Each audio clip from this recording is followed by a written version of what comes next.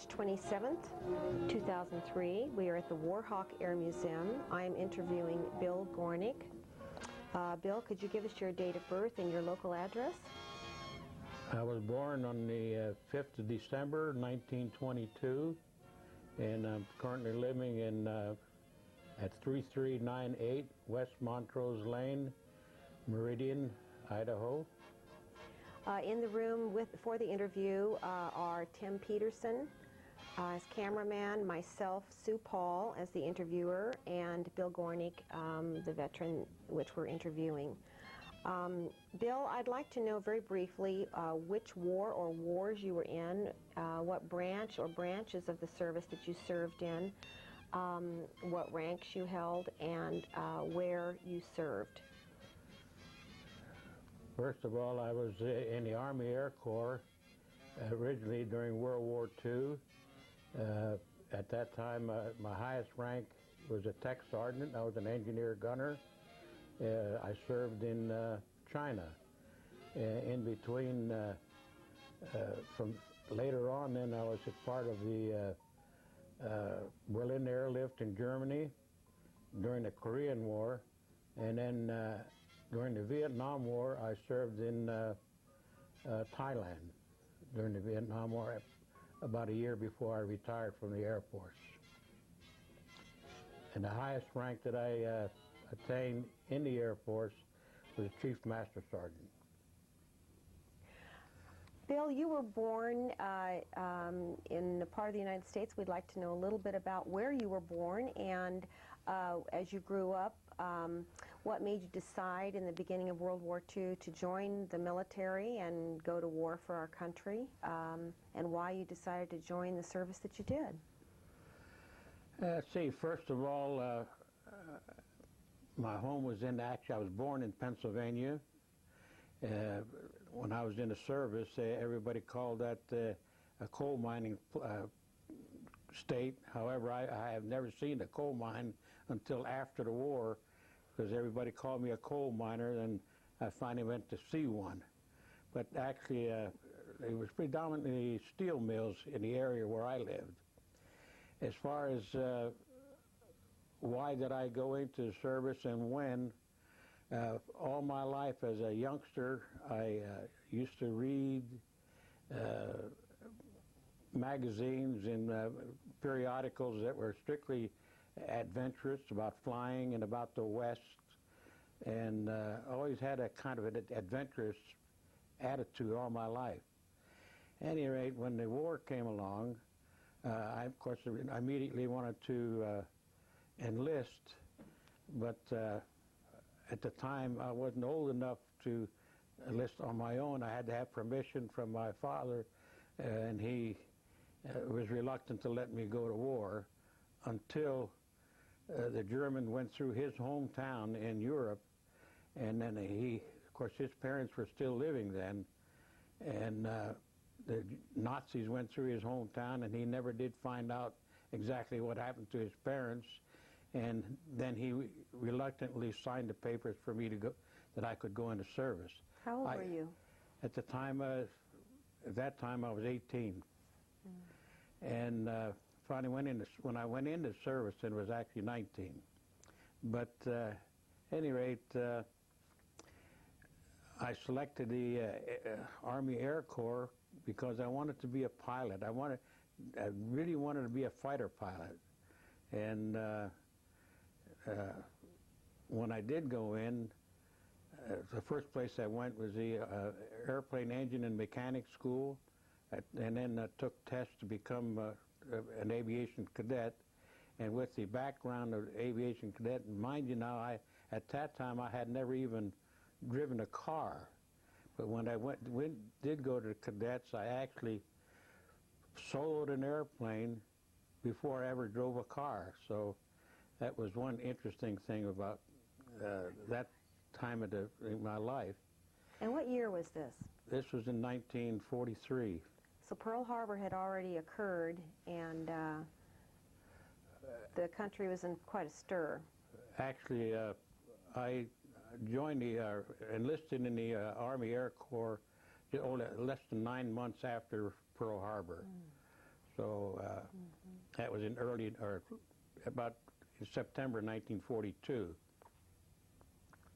And let's see, unfortunately I didn't make it all the way through the cadets, but then I went when I did go as far as I could, I ended up going to engineer school and gunnery school in Las Vegas. And from there I went to Columbia, South Carolina, where I was assigned to a B-25 combat crew.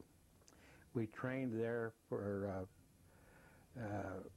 about 3 or 4 months, and then were sent down to Georgia, where we picked up a brand new B-25, a J model, and our crew consisted of 5 people: a pilot, bombardier, navigator.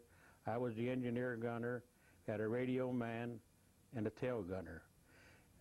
In Georgia, we picked up this brand new airplane and flew from down to Homestead Field in Florida.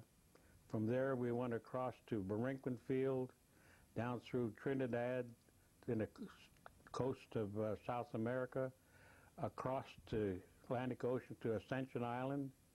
From Ascension Island, again, another long overwater flight to the Gold Coast of Africa, and stay there a couple of days, and then flew right across the middle of Africa to Aden, Arabia, which is pretty famous right now during this war, and then across the Indian Ocean to Karachi, India, across India to Agra, where the Taj Mahal is, and across the hump into China. In China, then flew into Kunming, where we found out that we were going to be stationed at about 65 miles northwest of Kunming, to a place called Yankai. How many B-25s were with you in this group? We went alone. Well, you went alone the whole trip. Mm-hmm. Did you? It was a common thing then. Was it? Mm-hmm. For the airplane's propeller to go across the ocean Yes. by themselves? Mm-hmm. Boy. We had a good navigator. Yeah. Did you? What did you feel about the B-25 by the time you got to Kunming, China? Well, actually, I was real pleased with it. Of course, we had no trouble whatsoever. The airplane only had 8 hours on it when we picked it up, so it was brand new. And there's a couple of incidents that occurred along the way that kind of tricky. But one interesting thing was that I tell this story, that when I was in combat training in Columbia, South Carolina, the ground crews were supposed to teach us about the airplane and so forth, so we knew what we were doing in flight. Anyhow, I don't blame the ground crews, because they were reluctant to teach us. They were actually kind of disturbed because they wanted to go into combat, and here we were getting ready to go over, and they had to stay back in the States. But anyhow, I never did learn much. I was about as green could be.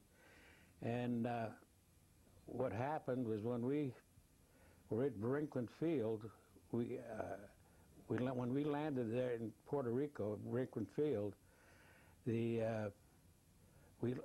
parked the airplane in the wrong place.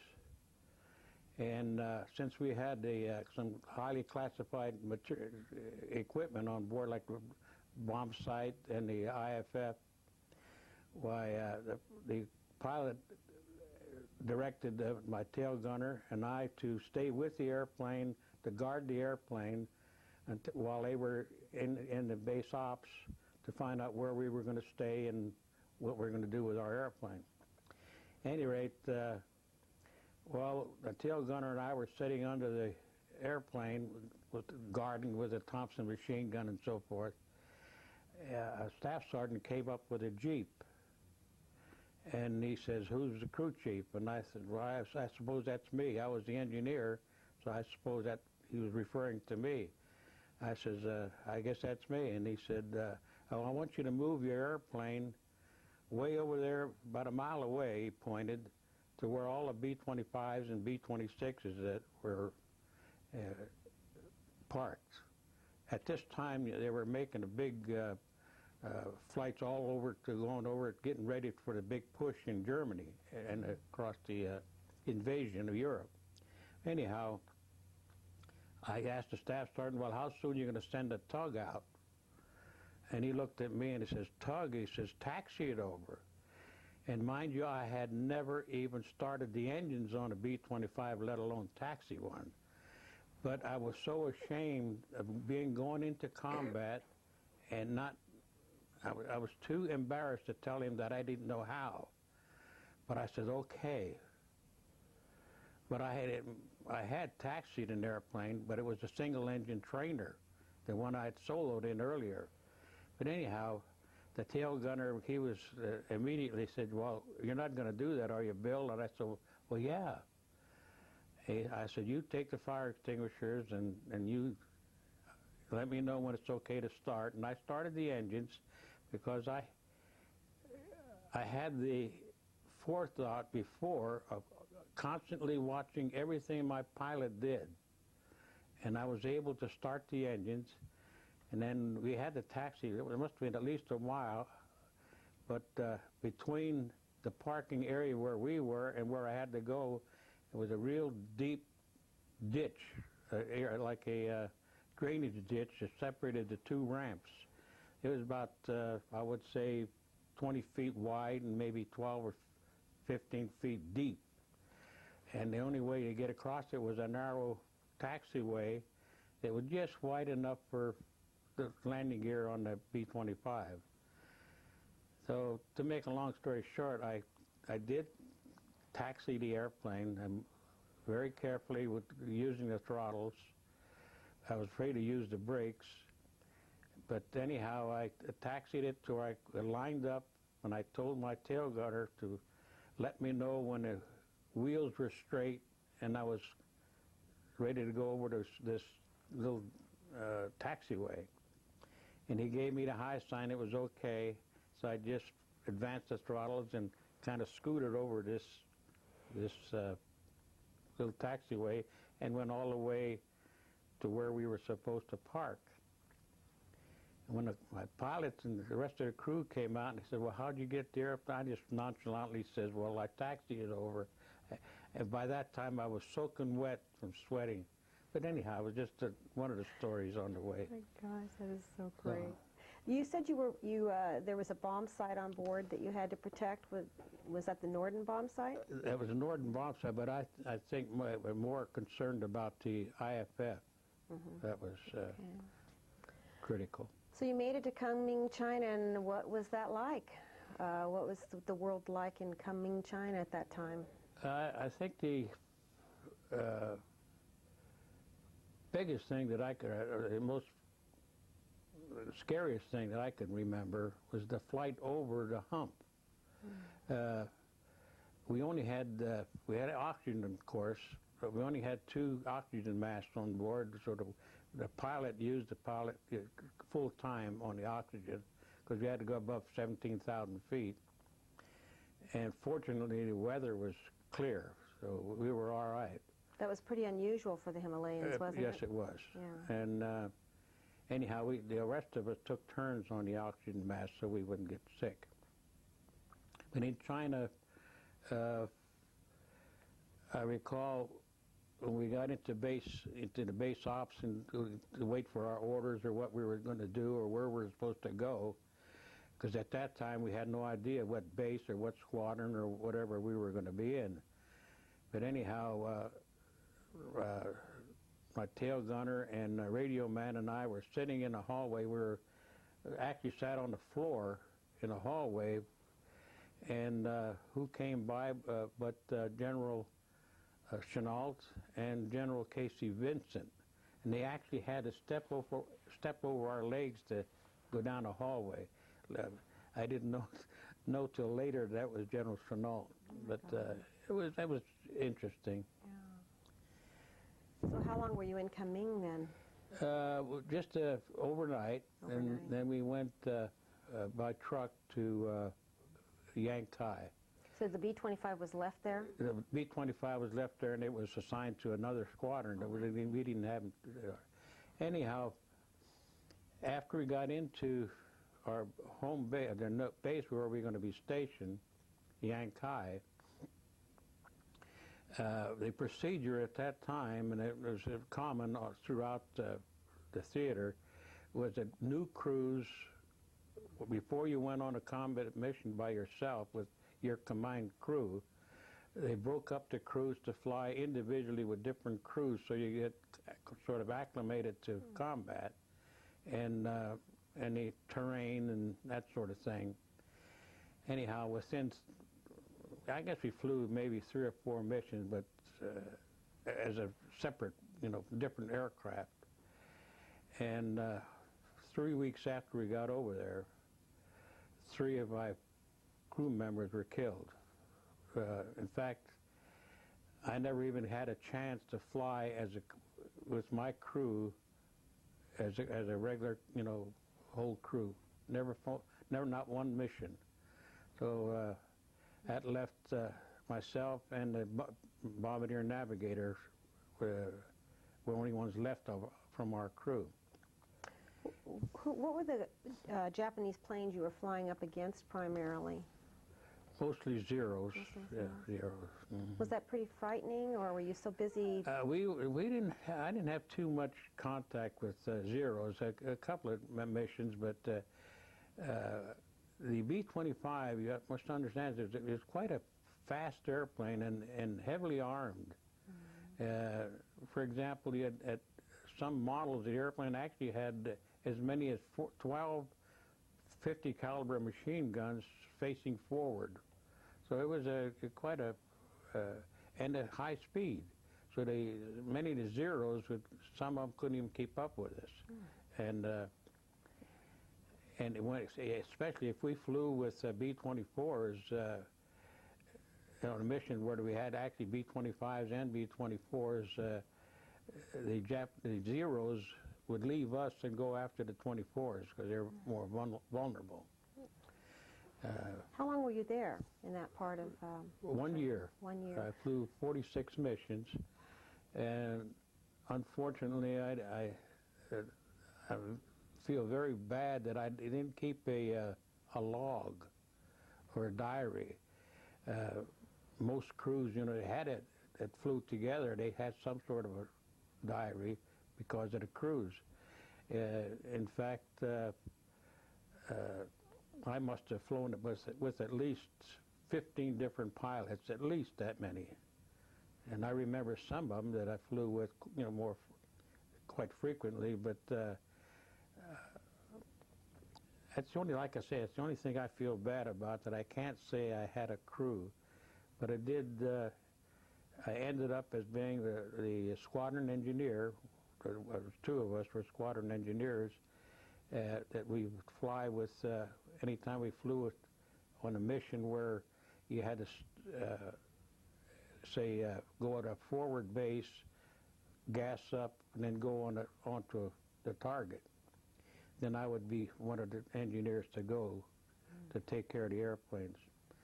And most of our missions were lone wolf, where we flew just maybe would take off maybe 10-minute intervals, particularly ones at night. And a lot of, I would say, out of 46 missions, perhaps 12 of them were 12 or 13 were at night, and a lot of, I would say, maybe only 10 missions that I would say what I would consider high altitude. That's 5,000 feet, 5 to 10,000. The rest was low level, skip bombing after bridges, troop concentrations, and supplies, and that kind of thing. Did you receive much mail from home? Did you have much connection with your family or during family? Of course, my mother wrote to me quite a bit, almost every week. But unlike today's world, why sometimes you'd get the folks at home would get mail that looked like confetti, because if you wrote something in there, they would simply cut it out, and you couldn't tell where you were. You'd tell them where you were, or anything like that, or anything about your missions. No television coverage then? No, those days. no television coverage. No. So when you left China, where did you go? Did you go to after that? I came home, and again I was by myself, so I flew home all the way. Only this time it took a different route, went through across Hump, of course, and across Iran. It was Persia in those days. And then across North Africa through Cairo, Tripoli, Casablanca, the Azores, then the Bahamas, and then Washington, D.C. And what year was that? that was in 1945. The war wasn't over yet, even in Europe. So then then they sent me out to California to what they call R&R, and I guess all the flight crews would go back. They would send it to R&R to get the jitters out, I guess. Excuse me. But I felt all right. And from after I was out there about a month and a half, and I was sent to Albany, Georgia, and I had enough points, and I was able to get out. And I got out. Of the service? Out of the service. That was in late 45. The war was over then. And where were then you, I met my wife. When the war ended? Where were you when the war ended? I was in Albany, Georgia, when the war ended. On VJ Day, I was in Chicago, Illinois, when they announced that the war was over with Japan, or excuse me, with VE Day. I was in Chicago. That's when the war was over in Europe. And of course, when they dropped the bombs and ended the war in Japan, I was in Albany, Georgia. Do you remember how you felt? Beg your pardon? Do you remember how you felt? Like everybody else, when VE Day, like I said, I was in Chicago. I happened to be at a bar down on the Loop, and I was on my way to Albany, Georgia by train, and frankly, I don't remember how I got on the train. So, but somebody put me on the train, and fortunately, I had all my baggage and everything else. My wallet was with me, so somebody was treating me pretty good. So the war ended, and you went home? Did you go? I went home to Pennsylvania, and in the meantime, I was going. I wasn't married then, but I was going with my present wife, and then I moved from Pennsylvania to where my wife was from, in Ohio, and I worked in a steel mill there in Ohio for a couple of years. And since I had no seniority, and the steel plant I worked in Ohio was a very, very strong union, and I was the type of person that I knew to get ahead you had to work hard. So it was in me to work hard, and I got real disgusted because some of my co-workers would make fun out of me for working hard, because it was a waste of time, because I couldn't get ahead anyhow, because they had seniority and I had no seniority. Then they had a slowdown, like they have, in production, and I was laid off for about a week or so. In the meantime, a woman that would work all through the war, she had seniority. Of course, she stayed on, and her job was to replace burnout light bulbs. And I was so disgusted with the unions, and I talked to the boss, asked if I couldn't get some way of getting ahead. And the answer he gave me was just made me so disgusted. I went home and I told my bride, I said, honey, I said, I can't get ahead. I said, would you consider me going back into the Air Force? I know that if I went back in the Air Force, or Army Air Corps at that time, that if you work hard, you get ahead. And there's no such thing as union. And she says, whatever you want to do. So I went down to the recruiting office, and they gave me one rank less than I got out with. I said, I'll take it. Within 8 months, I had my rank back, and I stayed in for until 1971, and when I retired. Bill, could you tell us about this picture that's over your cabinet at the Warhawk Air Museum? Well, it's a picture of the class that I went through in Gulfport Field, Mississippi. As you recall, when I first went into service in 1942, the first place I went after basic training was to Airplane Engine Mechanics School. And we were the third class to go through Gulfport Field. And fortunately, after we had this picture taken with the whole group, by the way, this is my picture right here, I had many of my friends write on the back of the picture their name and address and where they lived. And this is what I did with it. I just copied it with my computer to show where these fellows all live. They're from all over the United States. I've never, don't recall ever seeing any of them after this particular picture, when this picture was taken. But anyhow, I'm glad to have it anyhow. It's wonderful.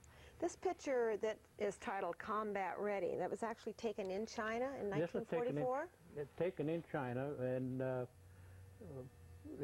during the, well, I would say about the fall of 1944. And is that the same jacket that we see down here in the cabinet? You're wearing the same jacket that you see here.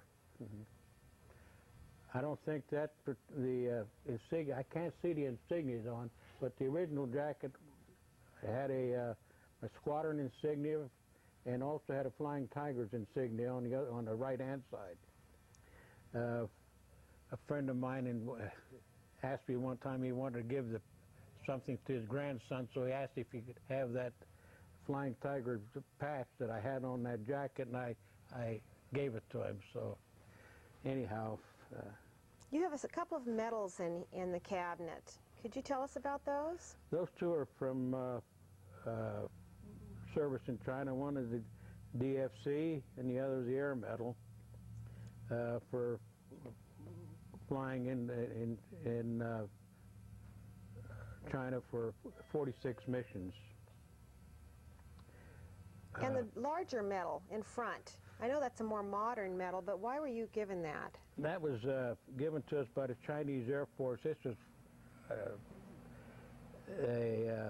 from Taiwan when we went to visit them long after the war was over. In fact, just about 10 years ago.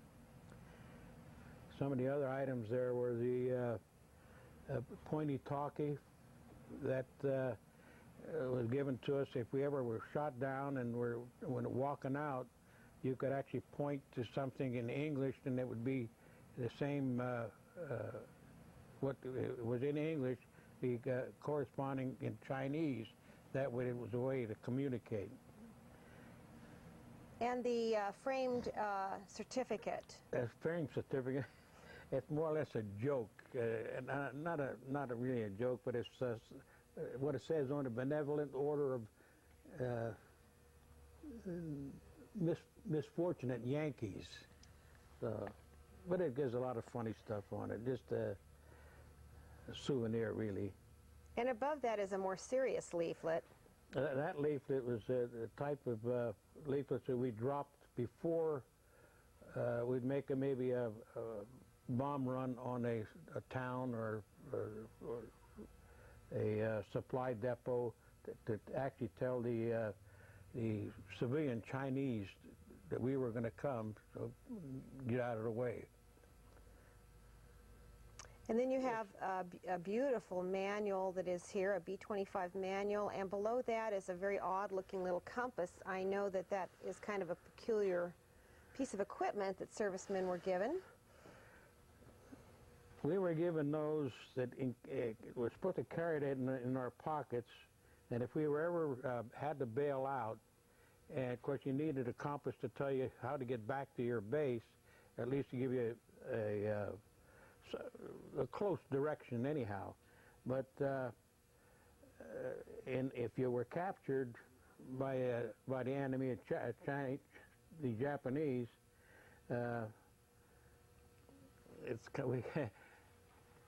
we were told that if we wanted to keep that without losing it, we would you could hide it in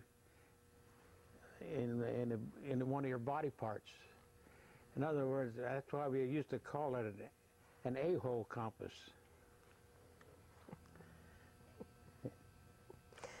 And the flag that, the map that everything is sitting on is a silk map. Could you tell us about the silk bailout maps? We carried those also in our pockets, to kind of give you an idea where your mission was, and give you an idea of how to get back to your own base. And they were from silk rather than paper. Silk, yeah. Mm-hmm. We also carried, depending on where we were going to bomb, for example, when we bombed down in French Indochina, we would carry along with us $300 worth of piastres, was French piastres, because you recall during World War II, what is now Vietnam was French Indochina, and the money at that time what they used was piastres. If we bombed in Burma, we would take rupees.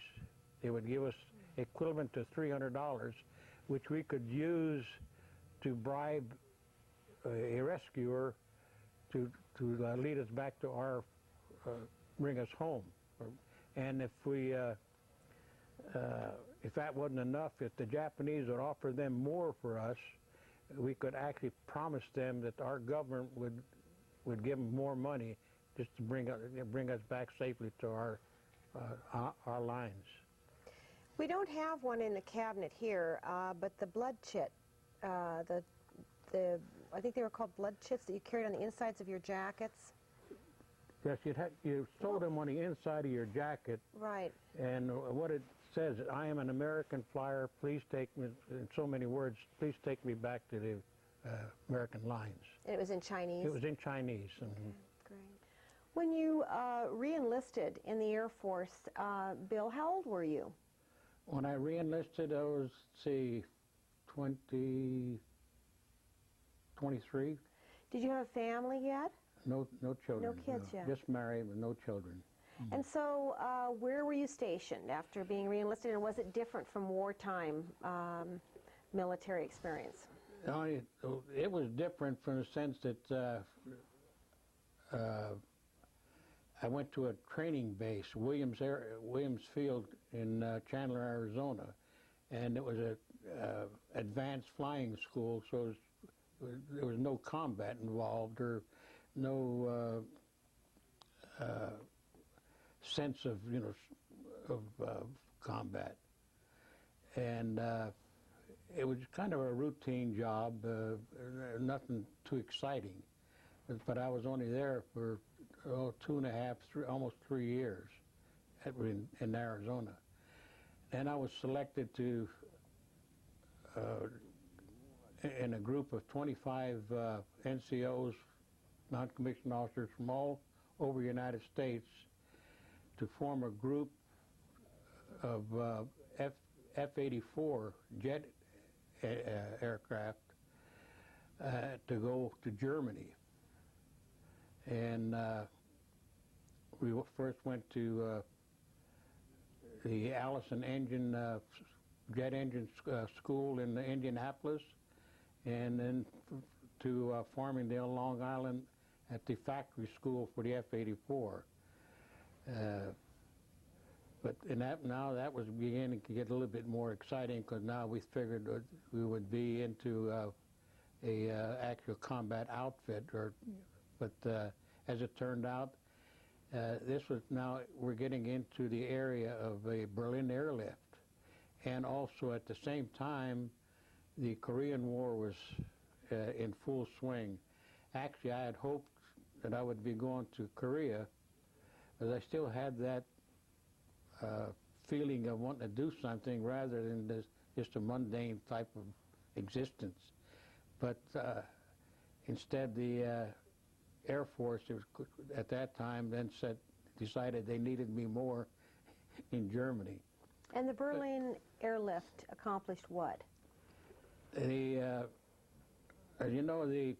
Russians blockaded Berlin, wouldn't allow any traffic to bring any kind of supplies in from the west. And so in order to circumvent what the Russians were trying to do, the Americans and the Allies used airplanes to fly this food and coal and everything that the Berliners needed. That is the West Berlin. Of course, the Russians had control of East Berlin, as we all know, about the wall. But I didn't really get too involved in that part because I was at a depot down near Munich, and for 3 years. And the only exciting things that happened to me there was once I had to go to Norway to recover an F-80 that was had crashed, and not really crashed. It had a hard landing where the landing gear went up through the wing, and we had to go up there and dismantle the airplane and load it into, of all things, a C-119 and bring it back to Germany for repair. Other than that, we had just routine type of maintenance. And post-war Germany, West Germany, was that a pleasant place to be, or were there a lot of effects from the war still obvious? Well, I actually arrived in Germany in 1950, which is only a short 5 years since the war was over, and there was still evidence of the tremendous bombing, particularly like in Munich, where we stayed. And there was a lot of evidence of the war. And how? And the Americans had kind of freewheeling. There was very little control by the Germans. I was there for 3 years, and finally, about 1953, then they started to get making different rules where we weren't as free as we were originally. And the German people, the West German people, were they glad that the Americans were there? We were treated very, very well, very well. I made good friends there. Did a lot of hunting and fishing there, and I made real good friends with the Germans. Yes, absolutely. Well, then you came home, came back to America, and stayed in the service? I stayed in. When I came back, came to Mountain Home, Idaho, where I was assigned to the 9th Bomb Wing, and actually stayed in Mountain Home for 10.5 years. And that would have been, what were the years that you were there? From 1953 to 1964. So through the Vietnam War, you were there? Through part of it. The Vietnam War hadn't actually got into full swing at that time, but anyhow, I was rapidly approaching, by that time, in the early 60s, approaching 20 years of service, and my career then seemed to be at a stalemate. I had incidentally been promoted as far as I could go. You know, I made Chief Master Sergeant, one of the first, at the earliest point when they first started the super grades. the Air Force at that time had discontinued the warrant officer rank and instead established two new super grades in the enlisted corps, which is Senior Master Sergeant and Chief Master Sergeant. Anyhow, I had reached that point, and there was no place else I could go. And I was, like I said, I was approaching 20 years of service, and I had aspirations of retiring in a year or two. However, one day when I was sitting in my office at Mountain Home, a second lieutenant came in and said, asked me, "Are you Sergeant Gornik?" I said, "Yes." Then he went on to ask me a number of questions about my family life, my financial status, and different personal items, and said I was selected for a special program. They wouldn't tell me what it was, but it sounded so good that any aspiration about getting out stopped right there. Anyhow, I ended up where I was. A few days before that, I saw a picture in the newspapers where President Johnson had made an offhand remark about a super secret black bird, a black airplane. It's a reconnaissance airplane. I didn't realize at the time that this is what that lieutenant was referring to. Anyhow, I was had the honor of being the first SAC NCO selected for that program, and from there I went to Edwards Air Force Base for the test program before the first SR-71 was ever even built. And anyhow, the program was a type that super secret type. I wasn't allowed to tell my wife what I was doing, where I was going, and in fact she had instructions that if I didn't happen to come home when I was supposed to, not to worry about it, that you know, I couldn't tell her. I can say now that one of the places I had to go was down to the Skunk Works where the Blackbird was built. And it was one of those things where... Was it exciting, Bill? I mean, how did you feel about being a part of that program? The latest technology? It was fantastic. Well, I was only at at Edwards Air Base for 1 year, but during that period, I worked on the forerunner of the SR-71, the YF-12, which is the interceptor model of the Blackbird, and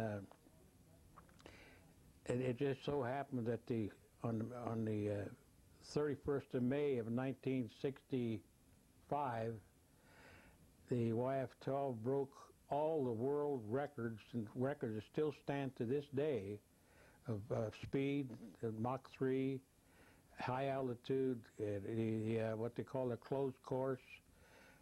All those records still stand, and some of them were even better, made even better by the SR-71 later on.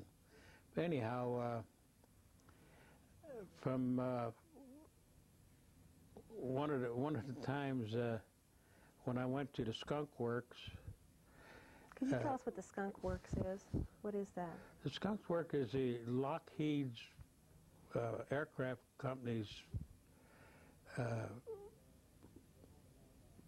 assembly plant where they designed and built the airplanes like the SR-71, the P-38, the F-80, the F-104s, the stealth fighter that they're using now. All those were designed and built, excuse me, at the Skunk Works. This was Kelly Johnson, the world-famous aeronautical engineer that designed these aircraft. Anyhow, one of the times when I was down there, just to give you an idea about secrecy, I was walking down between the two rows of SR-71s that were on the assembly line. The first airplane hadn't even been built yet, SR-71.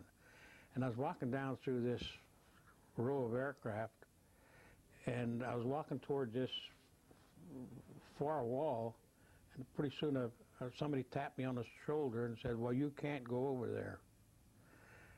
And here I was on a top secret program, and yet my question was, what's behind that wall? So these naysayers who question our government and not knowing what we're doing or whatever, there's always something. I still have a lot of confidence in our government. But hey, that's just an example of what how I feel. But I'd like to have your thoughts about having started with your experience in the B-25, the most sophisticated bomber probably in the world in the early 1940s, and going all the way through to the SR-71. What are your thoughts about that evolution of technology? How do you compare those things? Well, that's a hard one. I think that from 1940 to 1960 was the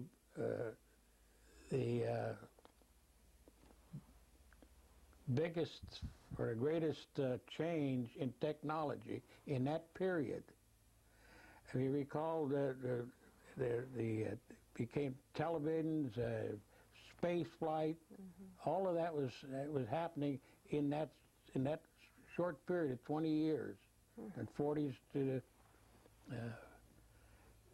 so. And it took people like you know, the United States lost a great inventor when they lost Kelly Johnson. Of course, there's other people now, you know, keeping up, but to do what he did, and using a slide rule without computers, he just used a slide rule. There were no computers in those days. When he designed airplanes like the Stealth and SR-71s. You've had so many experiences in those really short period of time, in a very short period of time, an awful lot of life experience. And this is a tough question, but I just think about it for a moment. What would you share as one of at least the most memorable experiences that you had, you know, from 1941 up through you retired in 1971. 71. And that. The most memorable experience? One of the most. I'm sure you had many, but... About a year before I retired from the service, I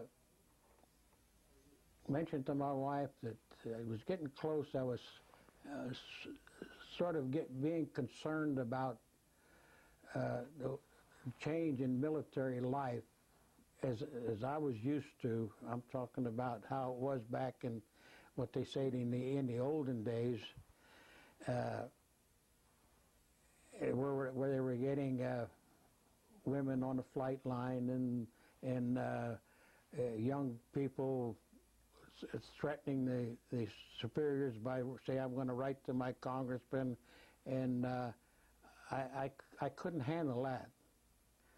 So I knew that if I stayed in, I would probably get in trouble. It was just becoming in the area of the political correctness and that type of thing. So once again, I thought about retiring before I did get in trouble. And but before I retired, I talked to my wife. I said, there were senior NCOs who were scheduled to go to Vietnam. This is during the Vietnam era, and instead of going to Vietnam when they were called, they would put their papers in and quit. And that to me was disgusting. So, and I just couldn't handle it. So before I retired, I asked my wife, would she care if I just went one more time, went overseas? I wanted to go to Vietnam. Then I would retire. And she agreed that I should go if I felt that way. So anyhow, instead of going to Vietnam, it was during the Vietnam War, but they sent me to Tak Le, Thailand. And then when I arrived at Tak Le, Thailand, the first thing that struck me was the evidence that there was still evidence that when the Japanese had that base during World War II. And now this was 25 years after I had been bombing in Vietnam. Of course, now it was Vietnam. In those days, it was French Indochina. And I got to thinking I may have bombed that very same base. I didn't have any record of it, but it's possible that I did, because we did bomb in that area, in Burma and Thailand and all through that part of Asia.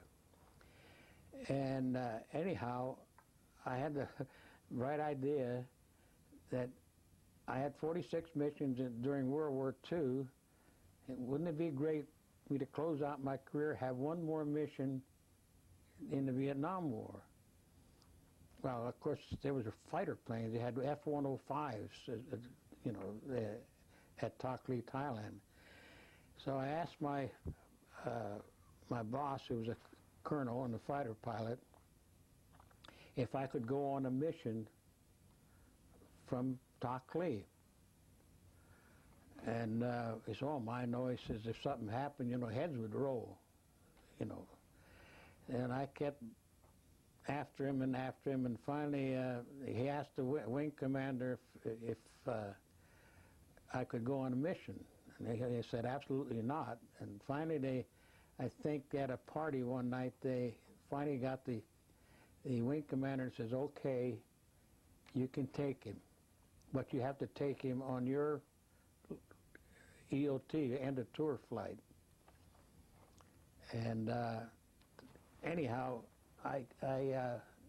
my boss, this colonel, he had his own airplane with his own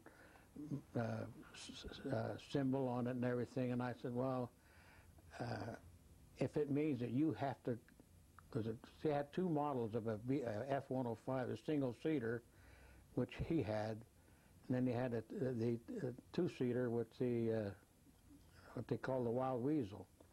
Had a two-seater, which I could go in as a passenger. And he said, the wing commander said, you will have to take him. And I said, well, in that case, I said, I won't go, because I wanted him to fly his own airplane on his last flight. But then I said, well, never mind. He says, he talked to one of his wingmen. He said, would you mind taking my chief? He says, of course. And that's the way I got to go. And we did bomb a AAA site in Laos, made three bomb runs. And that was very exciting. So that was probably the most exciting thing in my career. I had a couple during World War II, of course, but as a career ender, this was fantastic.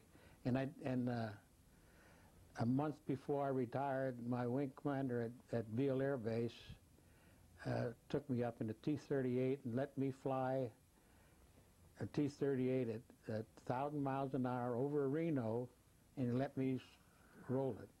So that was kind of great. And you thought the B-25 was fast. Yeah. So. Then you were awarded an award for the Blackbird project. Yeah. Like I said, I retired in '71, and then in 1990, I had a phone call. I was living here in Boise, and I had a phone call from a commander of the 1st Strategic Reconnaissance Squadron at Beale Air Base. The Air Force had decided to retire the SR-71, and they were going to have a retirement ceremony at Beale Air Base. And I was invited. Mind you, I'd been already retired 19 years, and I was invited to come down for that particular ceremony. But then, and I did go down, and at any rate,